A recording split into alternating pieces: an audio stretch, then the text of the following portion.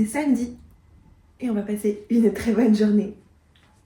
Hein papa, on va passer une bonne journée. Quoi? J'ai mis beaucoup de temps à sortir de mon lit parce que je ne savais pas où aller sortir les chiens. C'est un problème que j'ai, c'est qu'il faut que je sache où je vais faire ma balade pour pouvoir vraiment sortir de mon lit. Alors quand c'est la semaine et que je vais au travail, que j'ai le boulot, je me pose moins de questions parce que j'ai pas forcément besoin de prendre ma voiture et j'ai pas le temps le matin de prendre ma voiture pour aller quelque part. Et donc en fait, mes balades, elles sont assez bien rodées, même si je vais pas toujours au même endroit. Globalement, je sais si je reste en ville ou pas, en fonction du temps que j'ai. Et là, le samedi matin, j'ai du temps. Et en plus, il n'y a pas trop la chasse le samedi. Donc je me suis dit, c'est le moment de prendre ma voiture et d'aller quelque part avec ces chiens. Sauf que 2 problèmes se sont présentés à moi. Le premier, j'ai plus beaucoup d'autonomie dans ma voiture. Le deuxième, ça c'est la joie de la voiture électrique. C'est vachement cool les voitures électriques. Mais des fois, t'as plus d'autonomie. Et t'avais pas prévu. Et la deuxième, c'est que j'ai les 2 chiens. Et que d'avoir les 2 chiens à sortir, c'est pas une mince affaire. Surtout quand on a cette grosse chienne-là et ce petit animal là-bas. Du coup, il me faut des endroits où je peux en lâcher au moins 1 sur 2 et où je vais pas être trop embêtée par des coureurs ou des vélos ou que sais-je. Et du coup, j'ai finalement décidé d'aller le long du canal, un petit peu plus à la campagne, où il y aura sûrement un peu moins de personnes dans ce samedi matin. Globalement, les gens le samedi matin, ils font des courses, ils vont sur le marché, ils sont rarement en plein milieu de la campagne sur des lieux de balade.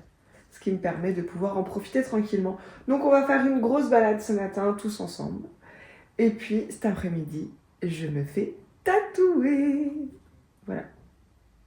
Ça c'est le programme de la journée. T'as envie de faire pipi? Tu veux sortir? Elle va aller dehors. On va sortir. Laisse-moi prendre mon petit déj, me changer et on va dehors. Ok? Check? Check?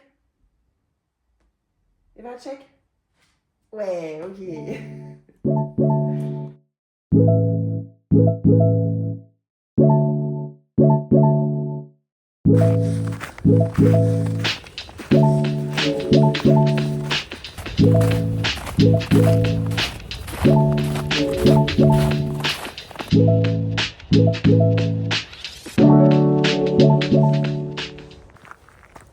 J'ai toujours eu du mal à prendre des décisions. Ça a vraiment toujours été un gros problème pour moi. C'est que j'ai jamais été très rapide dans la prise de décision. Et par exemple, quand j'étais jeune, fallait pas m'emmener au resto, quoi. En fait, même jusqu'à ce que je devienne végétarienne, fallait pas trop m'emmener au resto. Parce que je m'étais dit plombes à me décider et ça a toujours été hyper compliqué de regarder, d'avoir plein de choix et de devoir prendre une décision. Même aussi petite, aussi minime qu'elle soit. J'ai pas eu tant de difficultés. Enfin, les grands choix que j'ai fait dans ma vie, par exemple celui de partir en voyage ou celui de me lancer à mon compte, ça m'a pas demandé beaucoup de... ça n'a pas été une épreuve pour moi de prendre ces décisions-là, parce qu'en fait, j'ai pas le sentiment d'avoir fait des choix. J'ai le sentiment d'avoir suivi une voie qui était naturelle et sans, évident, un choix qui était évident. Par contre, après, tout ce que ça implique au quotidien ou chaque année comme petite décision à prendre pour soi, pour ses activités, etc. Là, en revanche, c'est beaucoup plus difficile et il y a beaucoup de mentors d'entrepreneurs qui disent que, et je pense que c'est vrai d'une certaine manière, que dans le business, il faut savoir prendre des décisions rapidement. Et c'est pas du tout mon cas. Alors, j'arrive à les prendre de plus en plus rapidement parce que je suis toujours plus solide intérieurement et beaucoup plus stable émotionnellement qu'il y a plusieurs années. Mais en fait, sans cette stabilité émotionnelle, je ne peux pas prendre des décisions rapidement. Et même si je mêle ça, par exemple, au human design, sais pas si vous connaissez, mais si ça vous parle, ben, moi je suis d'autorité émotionnelle. Et le fait même d'être d'autorité émotionnelle veut dire qu'il faut éviter de prendre des décisions à chaud et qu'il faut prendre un petit peu de temps pour prendre ces décisions justement. Donc après tout est relatif, ça veut pas dire qu'il faut prendre 3 mois pour mettre... faut pas mettre 3 mois pour prendre une décision. Mais prendre des décisions à chaud, ça fonctionne pas vraiment pour moi, en général je le regrette. Et en même temps, si j'attends trop longtemps, je ne fais jamais de choix et du coup j'avance pas. Et ce que j'ai remarqué au fur et à mesure des années, c'est de réduire mes choix. En fait, de toujours me redemander c'est quoi qui est important à ce moment-là. Et du coup, ça réduit forcément les choix que j'ai à faire. Au-delà de ça, dans mes décisions professionnelles par exemple, j'essaye de toujours me demander c'est quoi la chose la plus importante pour moi. Est-ce que c'est par exemple préserver mon équilibre de vie? Oula, Baba se met à taper un sprint dans le brouillard. Est-ce que c'est préserver mon équilibre de vie? Est-ce que c'est gagner plus d'argent? Est-ce que c'est avoir plus de temps libre? Et en fait, c'est avec ça, en me rappelant de pourquoi est-ce que je prends une décision, que j'arrive à la prendre plus rapidement, la décision. Donc voilà, c'est un de mon petit tips. Si vous aussi vous avez du mal à prendre des décisions, rappelez-vous toujours pourquoi est-ce que vous voulez prendre cette décision et c'est quoi la chose la plus importante pour vous par rapport à ce choix que vous avez à faire. Et s'il n'y a rien d'important, eh ben, c'est que ça veut dire que vous devez travailler sur votre capacité à poser des limites et à dire non. Et c'est vachement bien. C'est pas toujours évident, mais en fait ça permet de garder à vue que ce qui est vraiment important et nécessaire et de lâcher prise sur tout le reste en fait. Parce qu'en fait, quand on commence à faire des choix comme ça, on se rend compte qu'il y a énormément de choses au quotidien qui n'ont absolument aucun intérêt et qui sont plus de la prise de tête qu'autre chose.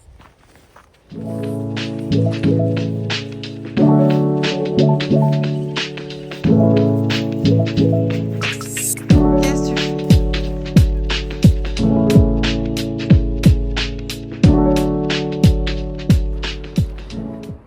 Bon, il est 13h35.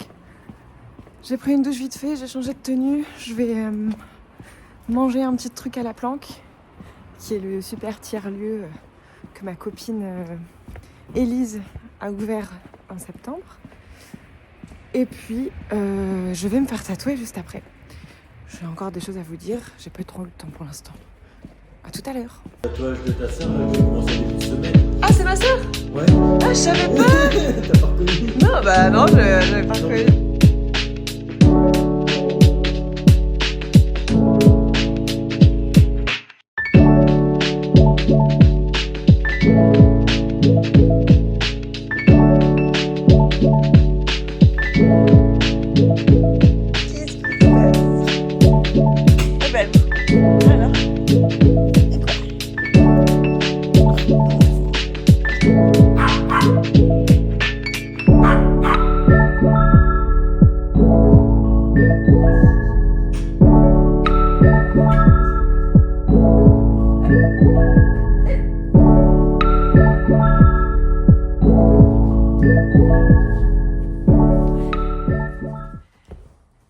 Il est 16h30, je reviens de me faire tatouer.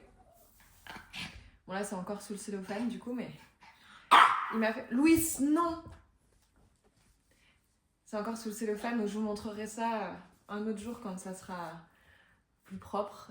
Louis, arrête! Oh. Voilà, j'ai le truc à l'avant qui est fait. Il reste encore 3 séances pour ce tatouage. Pour faire pour faire les liaisons et puis pour faire tout l'intérieur et puis pour faire tous les ombrages. Ah désolé, ce petit chien m'agace. Tu te tais. Alors, viens on parle à la caméra. Arrête ta bruit. Ce tatouage, je vous parlais ce matin du fait de savoir prendre des décisions. Ce tatouage, ça fait 4 ans que j'ai envie de le faire. Ça fait 4 ans que j'hésite à le faire. Enfin non, pas que j'hésite, juste que j'ai l'idée depuis longtemps. Mais ça fait 4 ans que c'est pas le bon moment. Ça fait 4 ans que je me dis ouais mais ça coûte cher, c'est de l'argent que je dois mettre de côté, etc. Qu'au final, en fait, je ne mets pas de côté et que je dépense autrement. Et Et la dernière fois, je suis allée avec ma sœur pour son anniversaire. Je lui ai offert, ça faisait un moment qu'on avait une idée de se faire tatouer un petit truc ensemble. Et du coup, on est allé se faire tatouer, toutes les deux, un petit motif que j'ai ici. Bon, je veux pas vous le montrer, mais voilà. Au niveau de l'aine. Oh, Louise, tu me fatigues! Tais-toi! Mais quoi? Qu'est-ce qu'il y a? Tu veux de l'attention, c'est ça? J'ai pas été avec toi pendant 2 heures. Et du coup, tu veux de l'attention? Et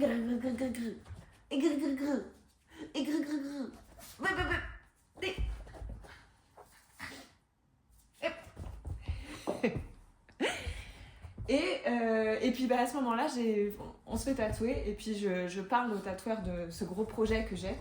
Et puis je me dis, allez, c'est bon, c'est le moment. En fait, c'était peut-être juste le coup de pied aux fesses dont j'avais besoin de retourner chez un tatoueur. Et j'ai pris mes rendez-vous et là on a calé tous les rendez-vous jusqu'en mai pour que je puisse avoir ce projet enfin fini, enfin finalisé. Et en fait, des fois on ne prend pas des décisions parce qu'on a peur en fait. La seule chose qui nous empêche de faire un choix et de vraiment se lancer dans quelque chose, c'est la peur.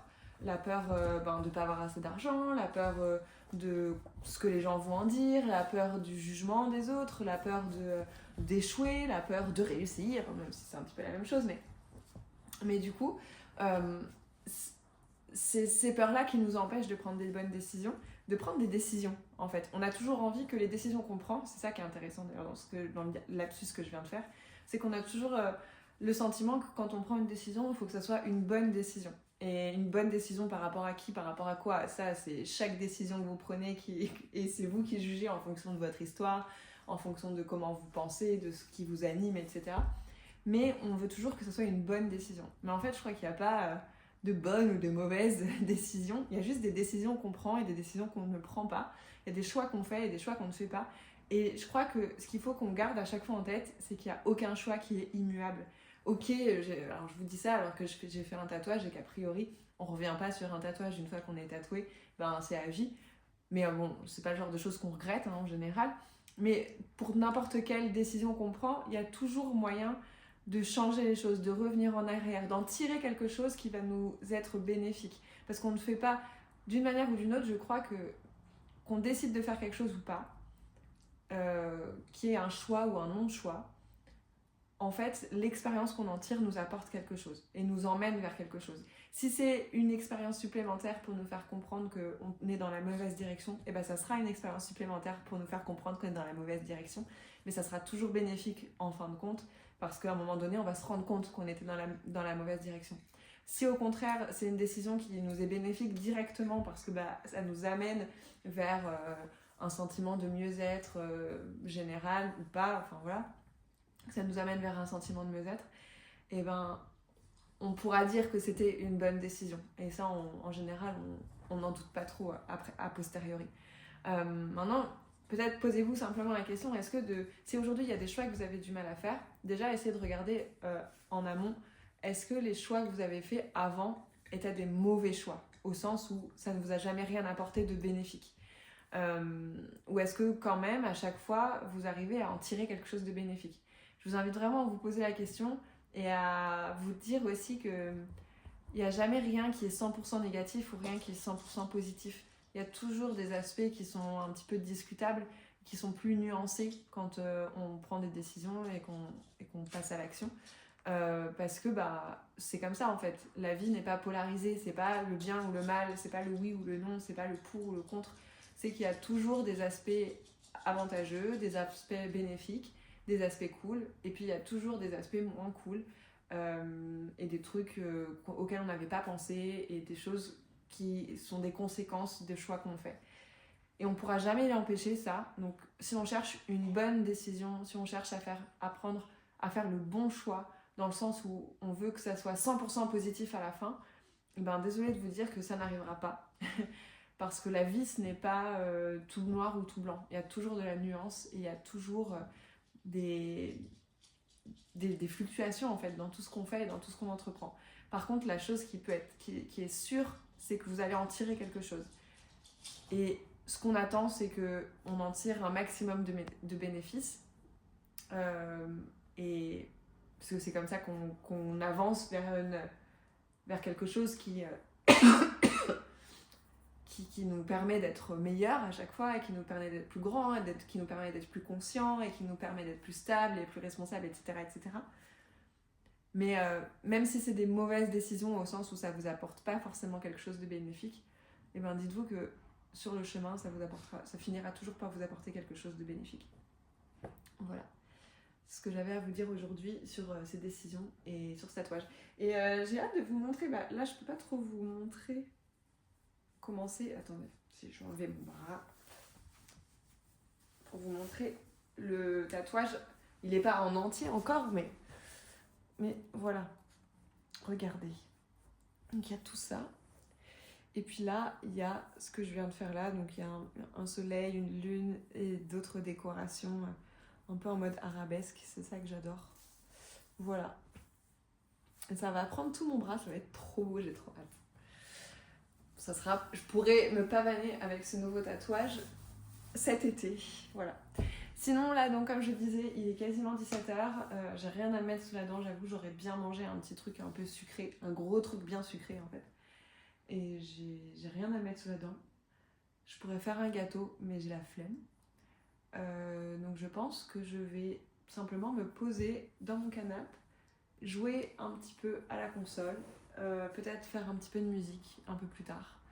Je ne sais pas. En attendant, je pense que je vous ai dit tout ce que j'avais à dire aujourd'hui sur le fait de prendre des décisions pour soi et de réussir à faire des choix. Dites-moi si ça vous a parlé, dites-moi comment vous en sortez quand vous devez prendre une décision et quelles sont les questions que vous vous posez, ça m'intéresse. Et puis si on peut poursuivre la discussion un autre jour, on la poursuivra un autre jour. En attendant, je vous fais des bisous et je vous dis à demain pour de nouvelles aventures. Salut. T'as fini. Alors.